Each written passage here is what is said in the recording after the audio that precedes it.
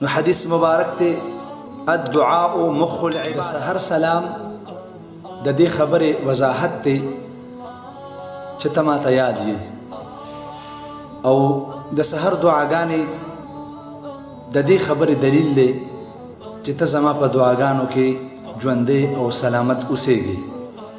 هر کله چې سپین سبا شي همیشه لپاره پکار دا ده چې موږ د سحر ابتدا د دعاګانو نه وکړو. دا دعاګانې د والدینو هم کیدی شي او د خپلو عزیزانو، اقربا، رشتهدارانو، خویندو او میندو هم کیدی شي. کله چې هم انسان د دعا معامله کوي نو حدیث مبارک ته الدعاء مخ العباده، دعا د عبادت مغز دی. نو کله چې انسان عبادت کوي د هغه یو خاص مقصد وي. د دې دعا مقصد دا دی چې الله کریم زما سره دا تړلې رشتې دا په امن کې، په سکون کې او په چین کې وساتي.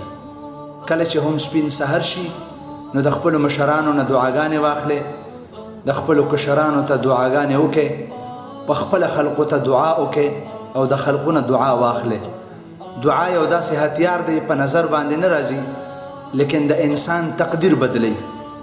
دعا یو داسې کارنامه ده چې انسان په دنیا کې نیکنامه کوي، او دعا یو داسې زینه ده چې انسان ته الله تبارک وتعالی په دنیا کې د هغې په برکت باندې کامیابی ورکوي.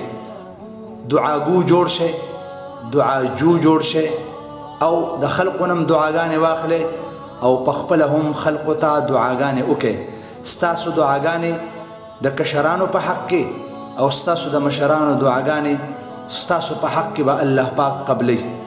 او حدیث مبارک کې راځي چې د والدینو دعا، د استادانو دعا، د بیمارانو دعا، د الله پاک د لارې د مسافرانو دعا، او یو هغه بنده چې هغه نه تا لیدلی دی نه دی کتلی دی، چېرته په بل ملک کې او په بل ښار کې دی، هغه ستا دپاره پټ پششه دعا غواړي.